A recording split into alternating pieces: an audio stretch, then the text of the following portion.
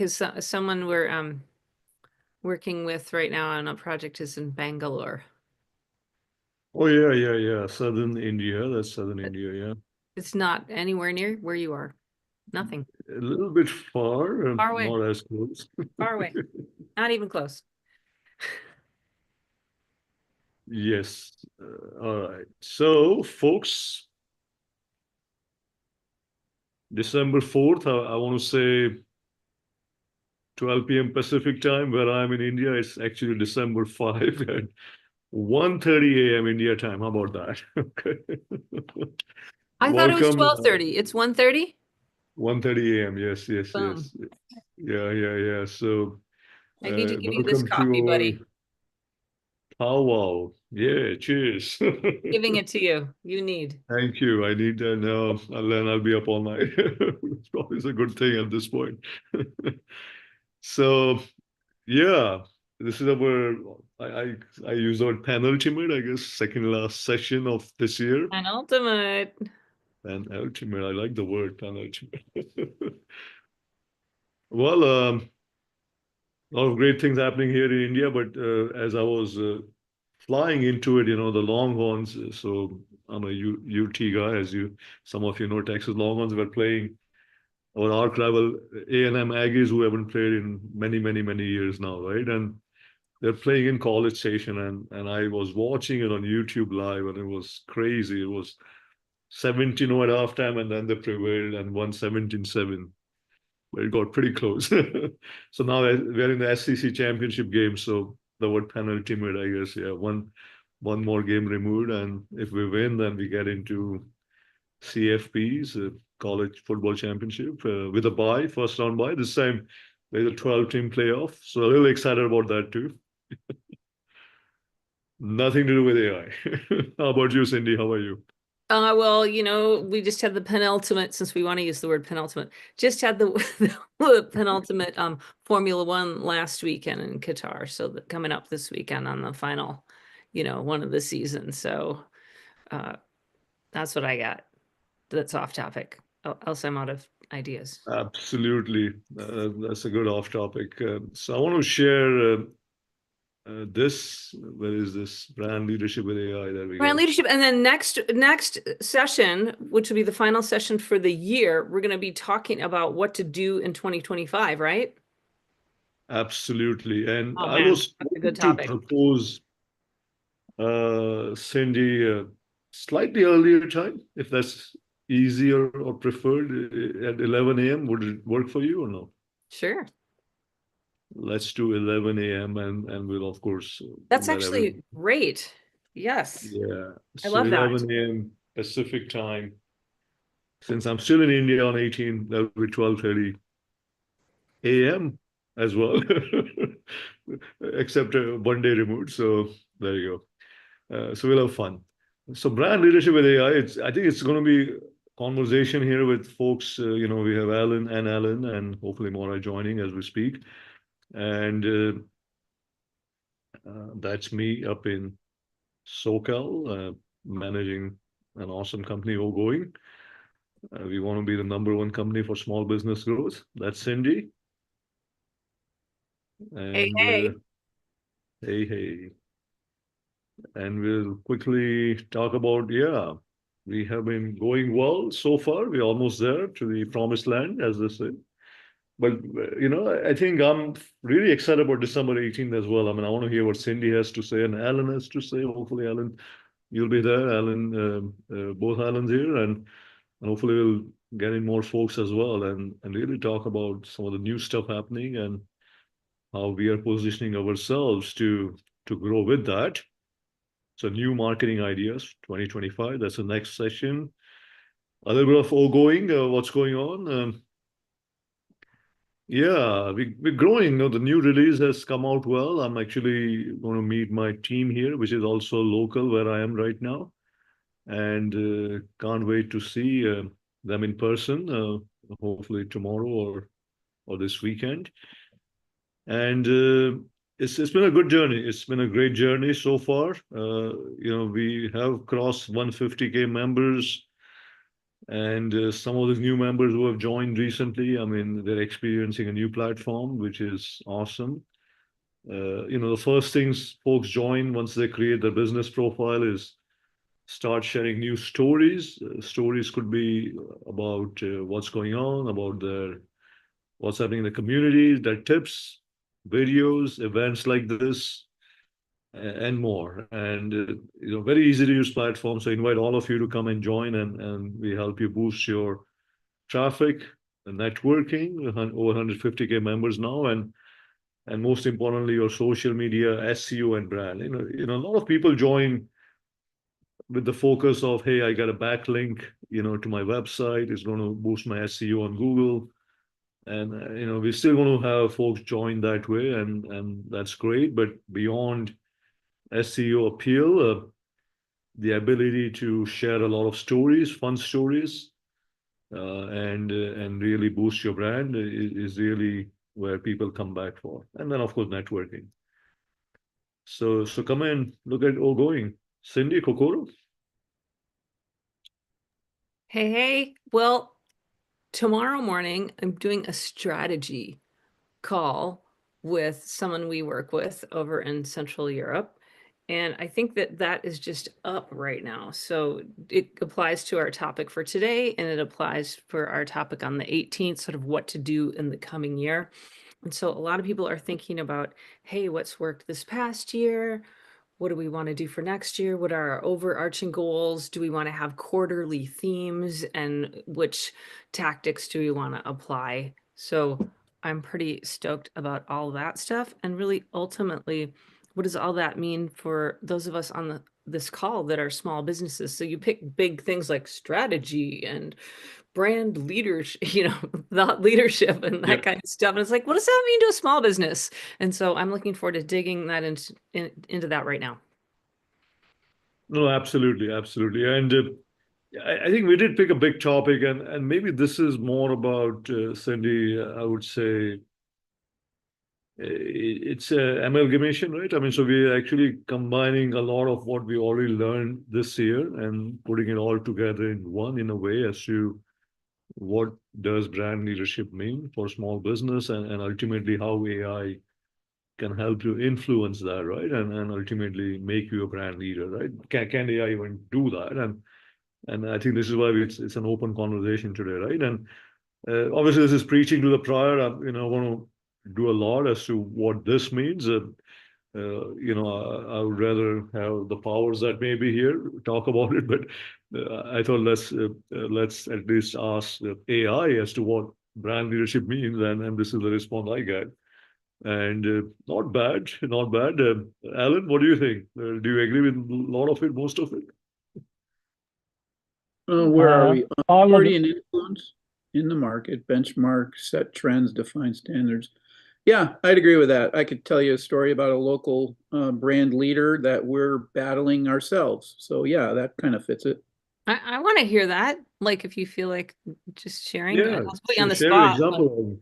since Oh you yeah, no mentioned it, problem. No problem. We're in the um, dog behavior modification business, if you want to call it that. So we're a premium service to help owners and dogs better relate for having the buddy of your dreams. And one of the local dog training outfits is basically has like a lot of full classes. Um, they they have a reputation offline of not really helping people, of kind of just running them through a very rudimentary set of training that is not very valuable in our opinion. Mm. And they use aversive methods like pinch collars, e-collars, shock collars, things like that, and teach that to people. And we're 100% against that. And so not only is it harm the dog, but it's not necessary. But they have the brand that when you go on to local social media, you will hear, hey, I'm looking for a dog trainer in the area. Who should I go to? 100% of the time, they will be mentioned. whether it's first or second or sometimes third in the thread, they will be mentioned. So I wouldn't call them a role model. I would call them the authority and influence in the local market is how I would phrase them. So that's a story of, yeah, and we're fighting against that brand because our opinion is it's not the way to go for most dogs and their owners, but they have the reputation in the area for being where you go for dog training. And so it's kind of an interesting scenario when we're competing against the brand leader locally. And how do we get through that and get over that and get past that? Is because we constantly get clients who go, yeah, I went there and it really wasn't that great. So here I am. That happens all the time. So how do we get them first? And then we hear stories. I have one story too, without mentioning names, of someone who was working with us. They stopped and they went there and they came back. And so it's interesting. The whole idea of brand leadership is very real, especially when you're competing against it. No, absolutely. I remember I was working, Alan, with a roofer, and as so they're a roofer and a roofing company, but in order to differentiate what they did differently, they actually set an industry standard for roof inspection and roof certification. And by doing so, what they were able to do is, and then we had a whole set of FAQs, Yeah. written up as to what it means, when you inspect a roof, what is visual roof inspection, how can a roof be certified, what is insurance? I mean, so there were like 20, 30 questions. And this is, of course, before AI took over, right? But what Yeah. we ended up doing is because the company it did set the standard, and people started recognizing them as a roof inspector first and a roofer second. Uh, a lot of their questions became kind of the search, brand. So if you search on Google for things about roof inspection or roof certification or how to maintain roofs or things like that, that answers will actually show up in that awesome place right at the very top before even. And I thought that that's part of brand leadership, right? Because they were able to define a category and become, the I would say the authority or the leader in that, even though it's a niche, but that's exactly what there is. And by becoming that in roof inspection, then once customers will hire them to inspect the roof, and then of course, when the roof will have problems, which normally would need to be fixed, and then they would potentially choose them as a roofing, repair company as well, right? So this is how they would end up getting both businesses. So again, Yeah. very interesting. So in a very niche industry, but again, they became a brand leader just because they took a different approach. Yeah. No, I think that's great input. And there is a method there. If you offer one particular product in the dog industry, if you will, Yep. you have an entry level product that we are not able to offer, and that has to do with um, kenneling and daycare and overnight stays and stuff like that. If Yep. if you if you offer that service, you kind of have a entry service for people who then go, oh, you guys do dog training too? Oh, that's great. My puppy Rufus here is barking at the neighbors. Can you help me? Oh yeah, we can help you. So there's definitely an entry level way to get in, and we've dabbled in that, but we find that to be difficult to implement in the circumstances we have right now. It's about physical property, space, and the ultimate word permit. So kind of a foot in the door, but you need a different foot in the door. Yeah, and I think Sanjay's come up with a good idea that Yeah. there's something there that we can look into. So I appreciate that. That's very helpful. Yeah, no, I always look at how companies come in and change up the game, right? And then they typically start somewhere specific because going direct in a business against established heavyweights is very hard. Yeah, And yeah. I think who else is here? Krish is here. Krish, are you able to talk? I mean, you come from a very different industry. If you are able to, then please do share your thoughts on brand leadership as well. Krish or Alan Holmes. Yeah. No, I'm here. I was traveling. I just came back. Oh, good. No, I think I'm just listening. I think in terms of marketing, I'm in a slightly different field. As you know, I'm in the green energy. Yep. That's what we are trying to do.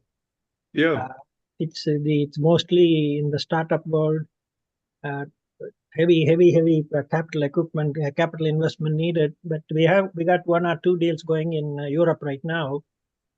But it's mostly done through how should I say? I think technical benchmark kind of a deal. Yeah. I think it's slightly different, but I think it's conceptually, I think it's the same thing that you guys are talking about. Yeah, yeah. Yeah. And can you share a little more as to how far you are with your project and Krish, and how are you able to entice new customer? Because as you said, it's a startup, right? So we'd love to hear it. No, I think I'm basically the company is the technology is basically to generate what you call hydrogen. Yep. It's a one-step process from using sunlight and water. Mhm. Today, if you drive around Palm Springs in that area, you'll see a lot of panels, just like what you have on your roof. Yep. They are basically converting sunlight into electricity. Now, the next step is to basically take that away and just convert sunlight and water into hydrogen and oxygen. The hydrogen can be used, obviously, we don't have pumping stations. So what we are trying to do is with the large fleet operators, so have them at their garages or parking spots. In one area we are looking at is the California-Mexico border.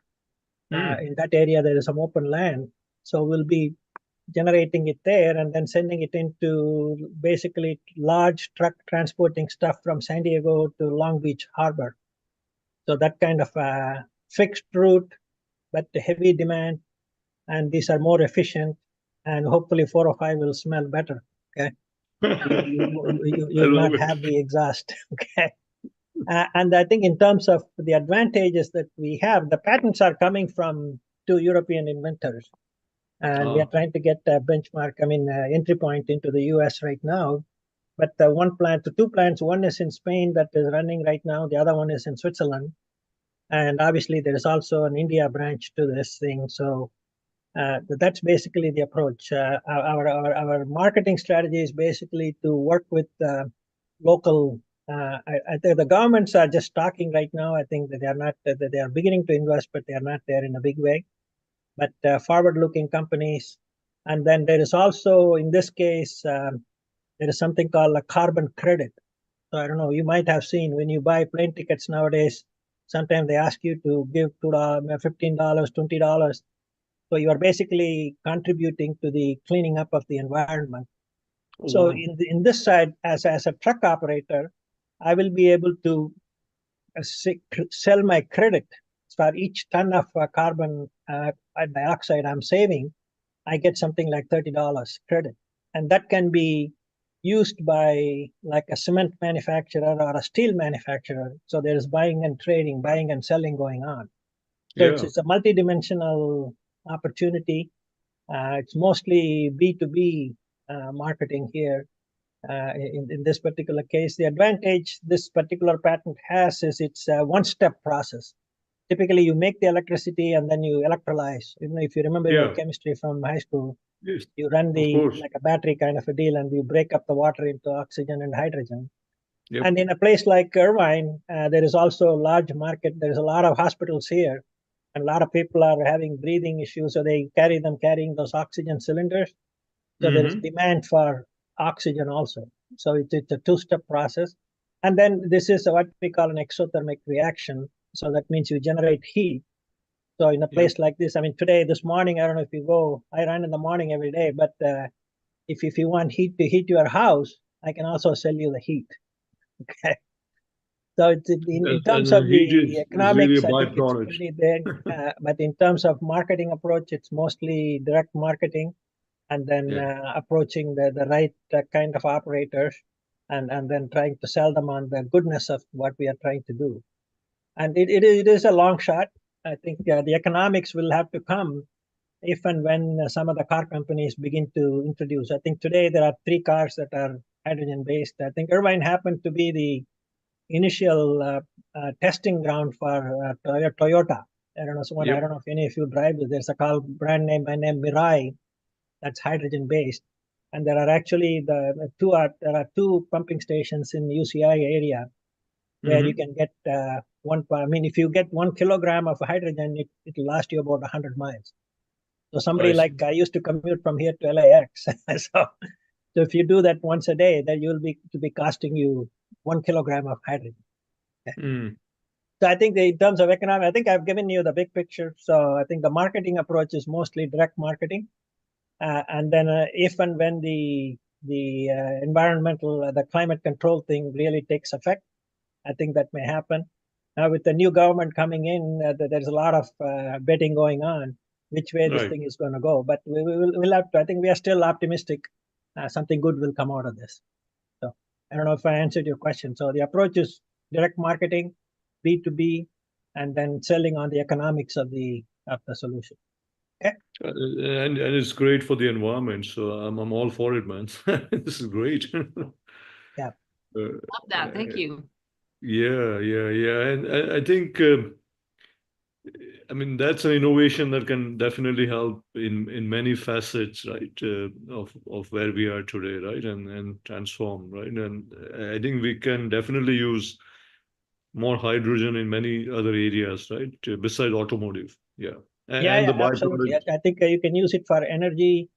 I think the oxygen is going to be, because as you know, the atomic weight of hydrogen is 1, oxygen is 16. So for each pound of hydrogen I get 16 pounds of oxygen. So actually H2O. So for every 2 pounds I get 16 pounds of oxygen.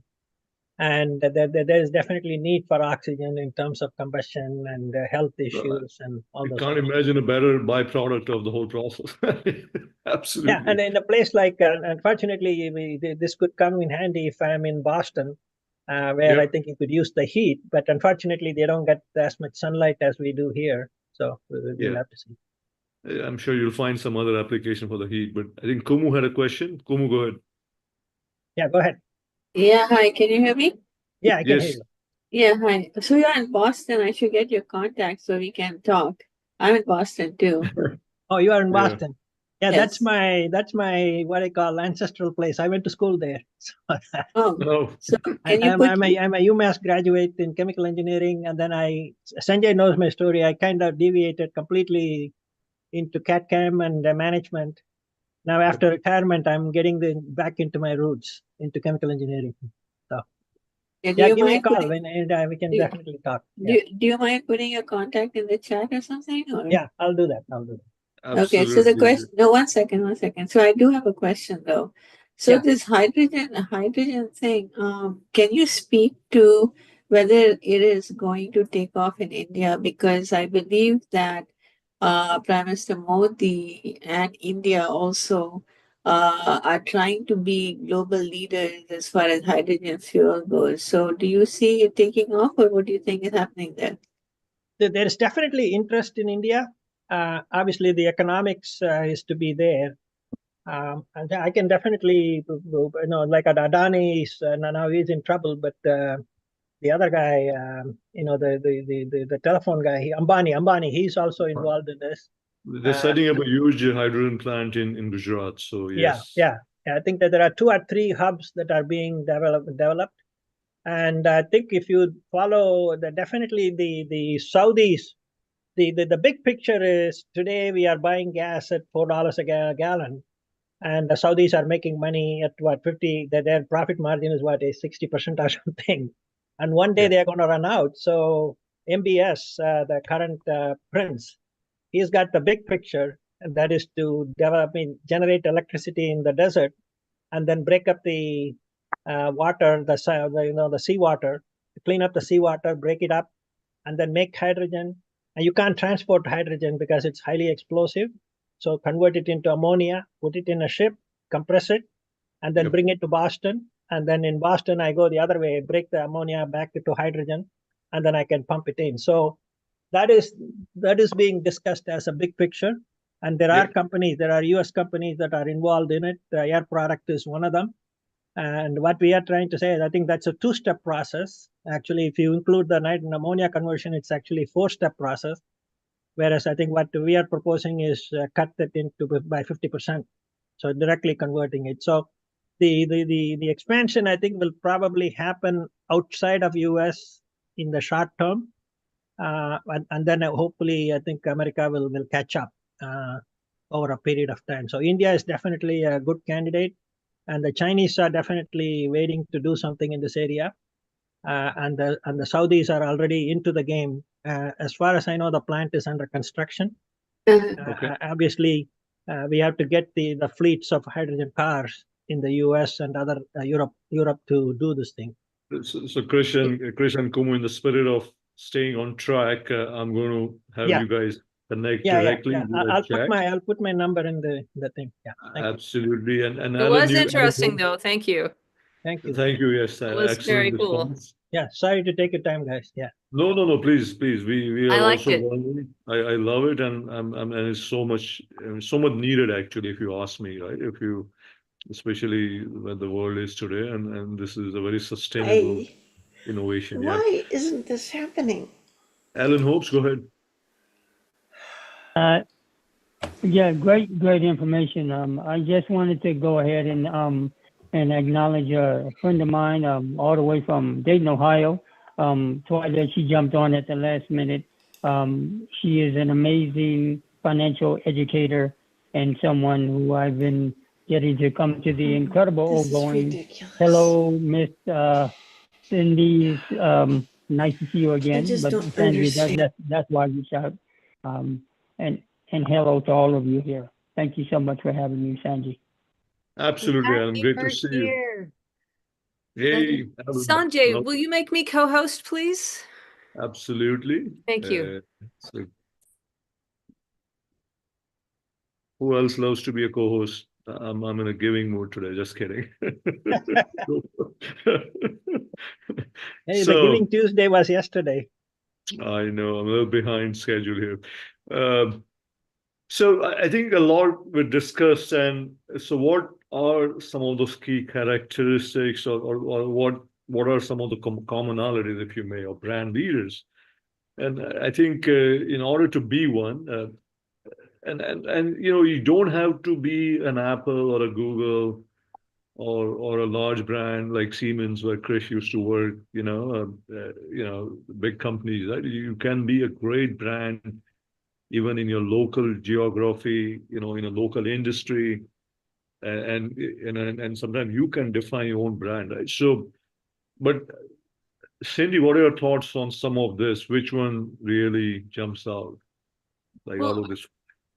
I love the trust and loyalty, because for a small business, which most of us are on this call, not everybody, we got some bigger ones, but for any size business, especially small business, they have to know, like, and trust you in order to do business with you. So the whole customer trust and loyalty to me is about the relationship part. And so that is something you can really go after, I think, as a small business.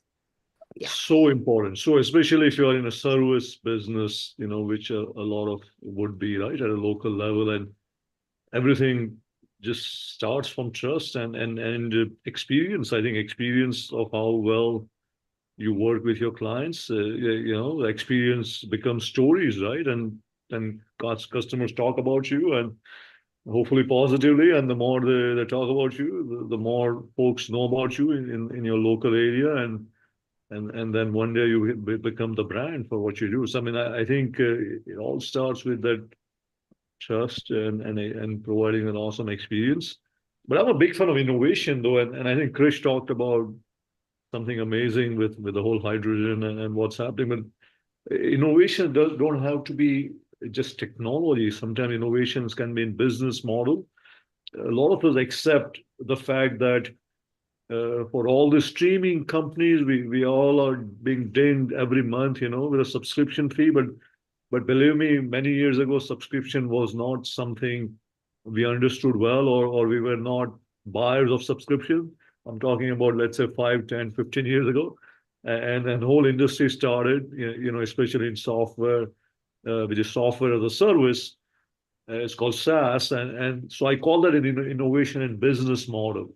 So instead of selling software one time, which you remember where you'd buy it for a few $100s, I don't know if many of you bought the Microsoft Office packages. Come on, raise your hand. How many of you spent a few hundred one time or the other? Or Windows, right? Or other things. Yeah, there you go. But then the whole software as a service model came, which is business model wise a different innovation. So, what I'm trying to say, the innovations can happen at many levels, be it a product, be it a business model, be it how you deliver a service. I think a big innovation a lot of us take for granted is Costco membership or Prime now. I've Right? got one. I've got one. Yeah, go ahead.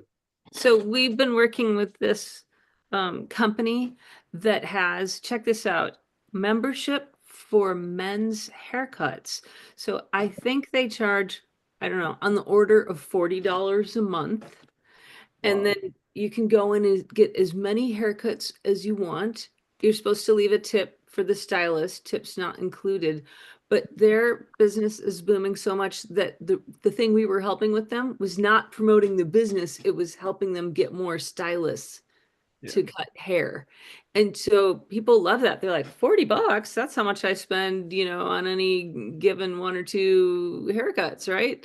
So $40 easy. So it makes it like that kind of offer makes it like you're irresponsible not to do it, that kind of thing. And I think, I'm always like, what can I offer that would be so great for people that they would just not want to walk away from it? And I wanted to share that business model with you. Has anybody heard of that business model for haircuts?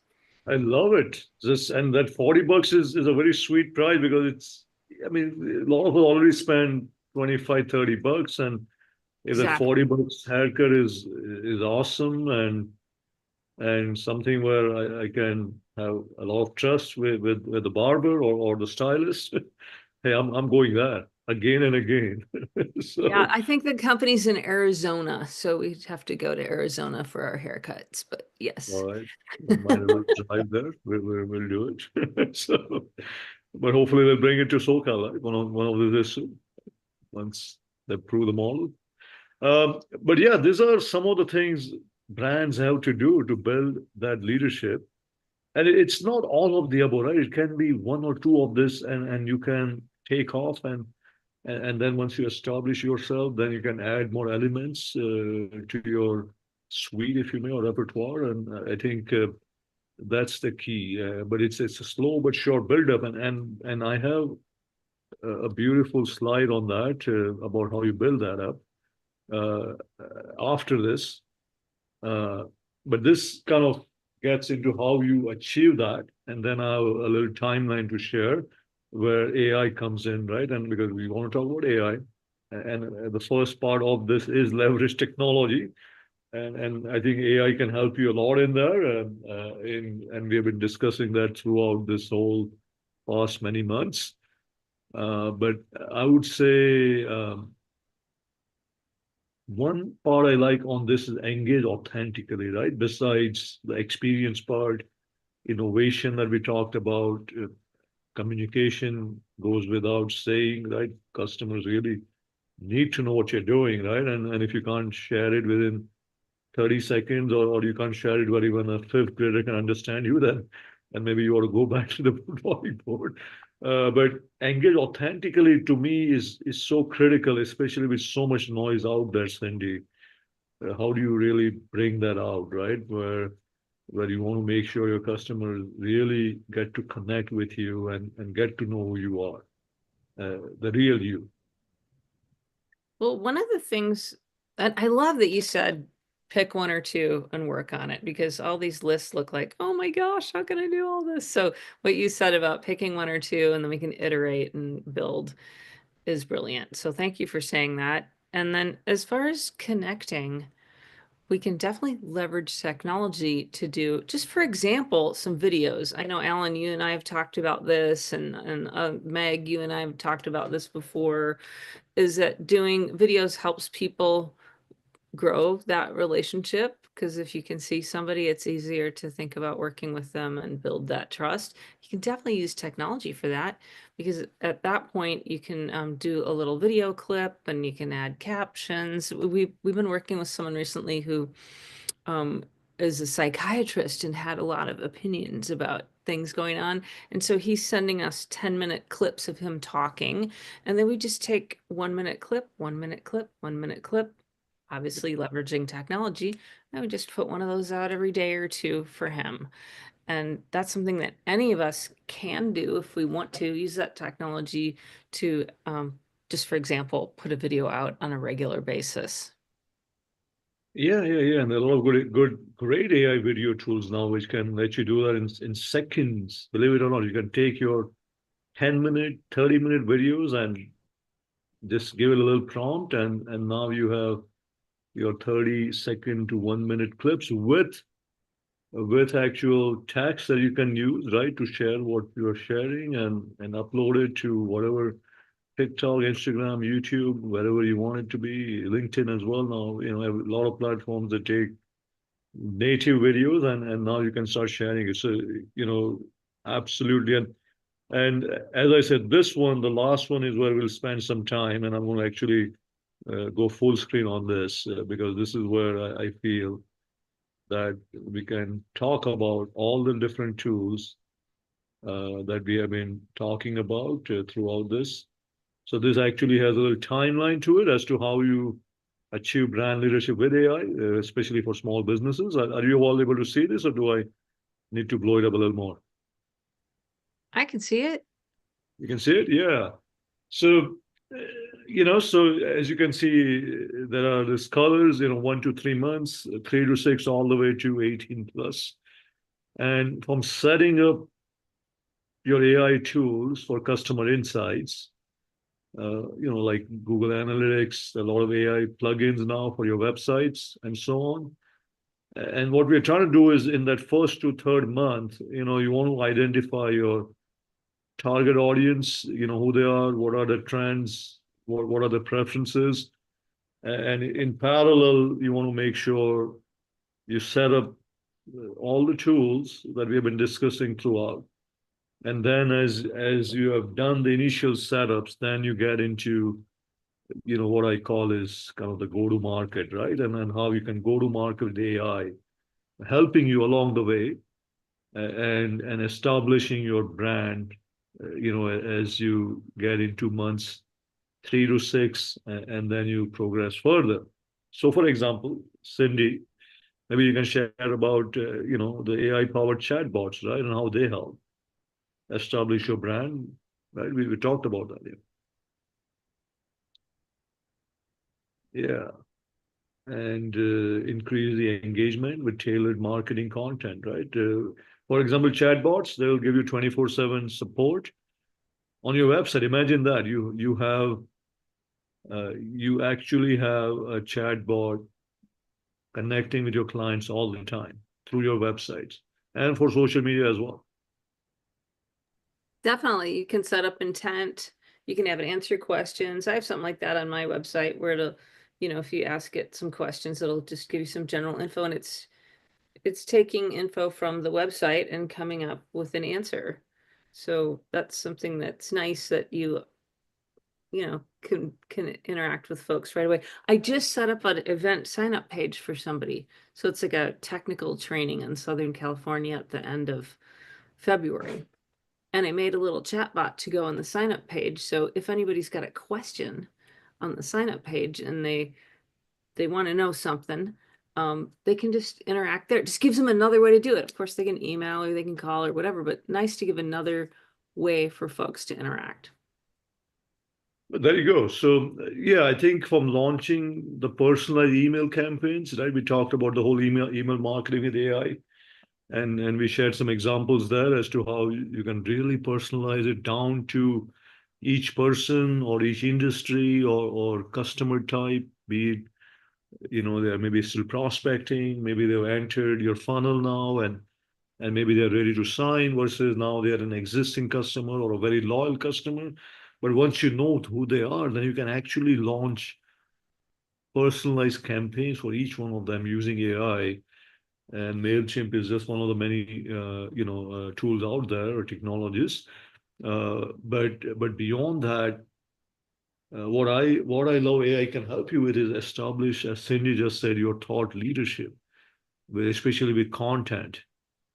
And I think to me, it's a continuous effort, right? Where the more important or educational or useful content you create for your customers, I think that. And you hit the word continuous, or another word you could use is consistent. So AI can help us be consistent and continually do this, whereas it can feel so overwhelming, like, oh my gosh, how am I going to do this every month, much less every week or something like that. And you can use these tools to help your efforts be consistent and continually happen, which I think as a small business, if we're talking about brand leadership, which is the topic here, that consistency is just such a huge piece of it. No, absolutely. So recently for oGoing, what we did is I asked AI, which is we use Chat GPT a lot, and I've also been playing around with both Gemini from Google as well as Copilot and with Microsoft. And so what we said is, look, holidays are coming. Let's create like 30 days of holiday social media posts that small businesses will get inspired by, that they can, get some tips as to what they should be doing in the holidays for their customers, as well as some tools. And so we have 30 days of posts that we are sharing, and in supporting and helping small businesses. And yeah, it created this awesome content. We reviewed it a few times, making sure everything aligns with our oGoing brand, and then now we're sharing it for the last. We already started sharing it like 7 to 10 days ago, and it's getting some great engagement because it's timely, for a lot of business owners, and importantly, their tips and the content, it resonates. So again, this is what AI could do in a matter of minutes, right, or half an hour, if you may, and with the prompts that you provide. Whereas before, it could have taken a whole team to come up with this type of content to share. But now it's done, and you can even ask AI to even create some awesome images to go with it. So again, what we are able to achieve is something which could have taken significant time and resources before, whereas today we are able to do that in half an hour to an hour, and now we have built up something for 30 days. And that's the power of AI, right? What do you think, Cindy? Here? There's that mute button. It was hiding. Yeah, I think you nailed it. And the way you've got it laid out on the chart here, I mean, to me, is like what you're talking about specifically. Like, anyways, I like this kind of overall timeline where you're like, okay, I can pick one thing, and you might pick a couple different tactics, and then choose one or two of these AI pieces to go with it. So say your tactic is going to an event, or like you said, creating that blog post content or whatever it is. You can pick a couple of those tactics and then choose these diagonal steps, if you will, here on your chart, and then just like work through the steps and what's applicable. Some might not apply for certain pieces, but I like it. I think it's good.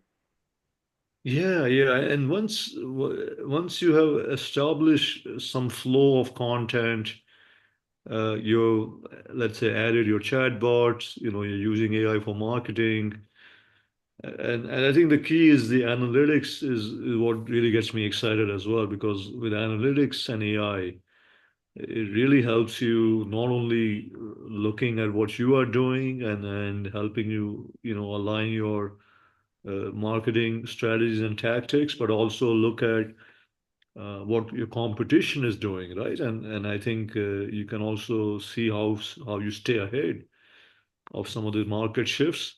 So don't forget to analyze everything you do, and again use AI to do that. And so now you can course correct, or you can say, oh, I'm doing great.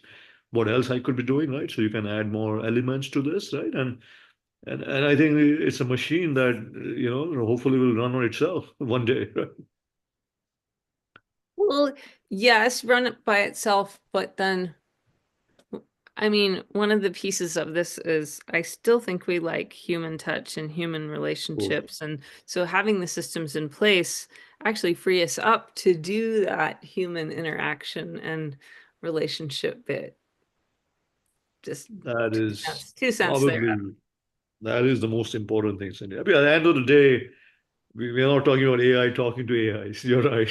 So all this is to make sure we provide great experience to our customers, and that comes from building that loyalty, trust, and of course engagement. So absolutely on the money there, Cindy. Kumu, go ahead.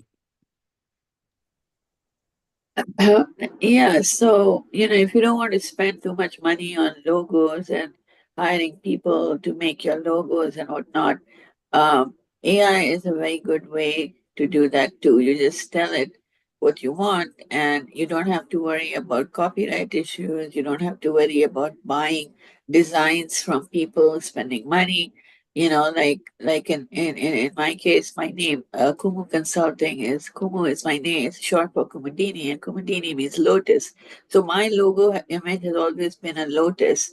So now I've created a lotus out of with AI, and it's come out so amazing that even I'm surprised. I'm amazed. I'm like, wow, I should have done this a long time ago.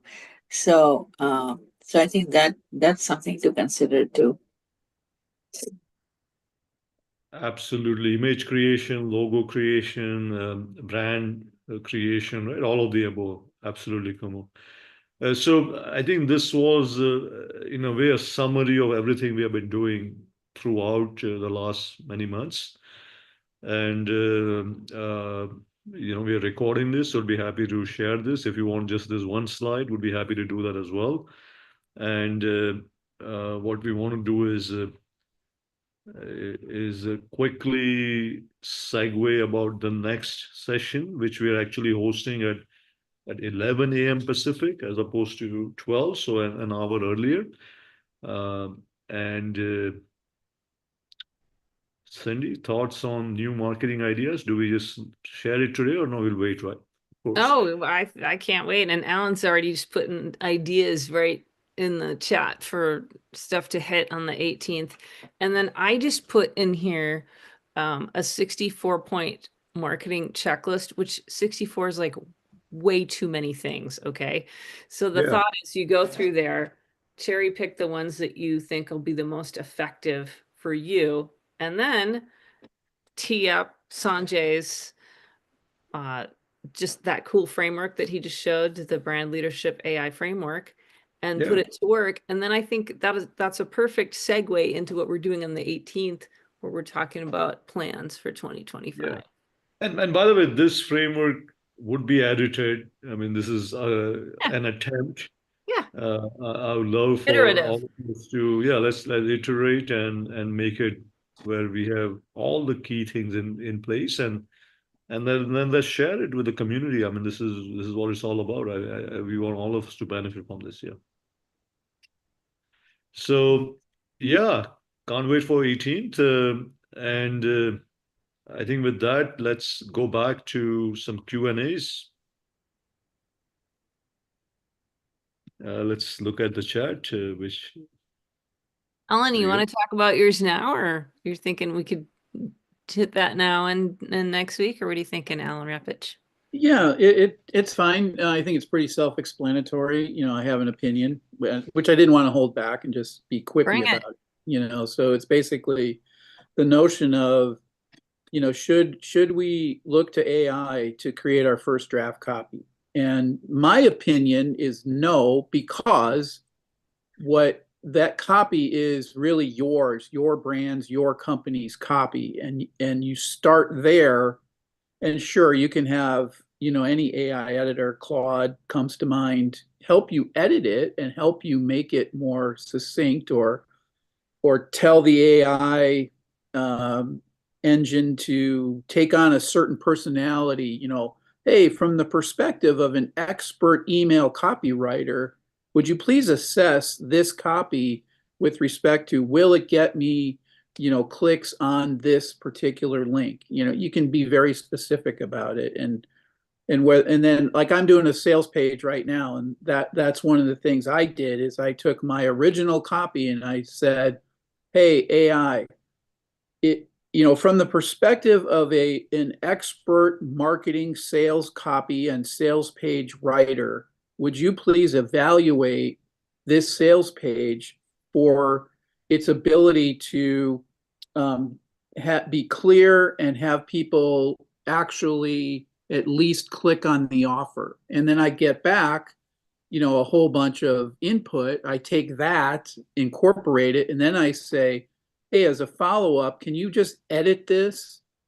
And then I have to say things like, don't use words like, humanity and Unleash. paradise. Yeah, and double click this. Don't use these Favorite word. words, and then it goes through and it creates it for me. So that's an idea that I have as far as how to interact. And that's why my answer is no, but others may have a different view, especially when you're stuck. We always hear about you should never have writer's block because AI is there to get you unstuck.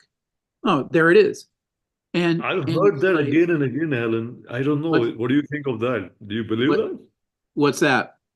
To get unstuck with AI on the writer's block thing, the whole thing? Yeah, that's where I cave a little bit. I think you can, Okay. But I think we're still following your kind of, I don't know, guidelines there, Alan, because at that point, if I'm using AI to get me unstuck, I might have a list of notes, of thoughts, like I'm starting with something. Yeah. I'm showing up with something, right? Yeah, exactly. You're not just going, hey, what should I do? Right. Not walking in cold. It's like I have this list of. Listening to an interview by one of the co-founders of Apple, everybody knows him by Steve Wozniak, and so they were asking him, like, what do you think of Apple Intelligence and this whole big announcement that Apple made, and of course now they are out with the 16s and the latest iPhones and also all the Macs, and he said, I'm still learning. He was very cautious in how he put it.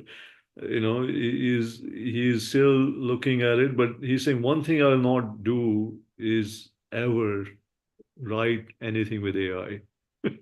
He said, I want me to be able to have my own voice and to share what I want to share without asking AI for any help there whatsoever. So he is a very classic person. I could see that. So when Alan said what he said, I'm like, okay, there is that element. And I actually, I think that is true, because once you include AI into your own personality, if you may, and the way you write things, and I don't know where we end up. And then I don't know if that content, which I may look at it 3 months from now or 3 years from now, and I'm like, did I actually write that?